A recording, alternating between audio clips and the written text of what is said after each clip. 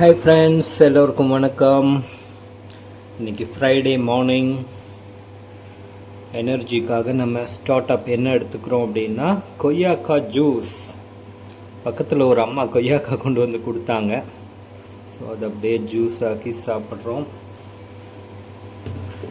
So இது நல்ல immunity power கொடுக்கக்கூடியது, தென் வயிறு ஆரோக்கியத்துக்கு நல்லது, ஆன்டி ஆக்சிடென்ட்ஸ் இதெல்லாம் உள்ளது. ஸோ நல்ல விஷயம். எப்பெல்லாம் கிடைக்குதோ அப்போல்லாம் கொய்யாக்கா ஜூஸ் எடுத்துக்கிறது நல்லது. ஜூஸாக சாப்பிட்றத விட ஃப்ரூட்ஸாக அப்படியே ப்ளெயினாக சாப்பிட்டா இன்னுமே சூப்பர். பட் ப்ளெயினாக சாப்பிட்டோம் அப்படின்னா அந்த குவான்டிட்டி நிறைய நம்மளால் கன்சியூம் பண்ண முடியறதில்ல. ஒரு காய் கடிக்கிறக்கே ரொம்ப நேரம் ஆகும். அது மாதிரி இது வந்து காய் டைப்பு. ஒன்று வந்து மார்க்கெட்டில் வாங்கின ஃப்ரூட்டு நல்லா பழுத்தது, இன்னொன்று வந்து காய். ரெண்டையும் போட்டு அடிச்சிருக்கோம்.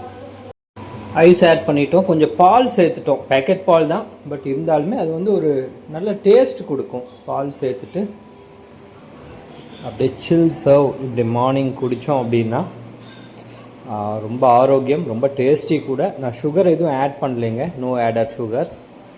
ஸோ நல்ல விஷயம் மார்னிங் டைம் இந்த மாதிரி எடுத்துக்கிறது.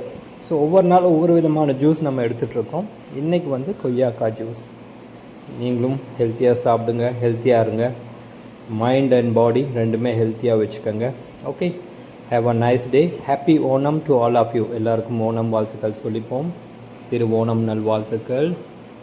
ஓகே, இதெல்லாம் முடிச்சுட்டு அப்படியே நம்ம பாலக்காடு இப்போ கிளம்ப போகிறோம்.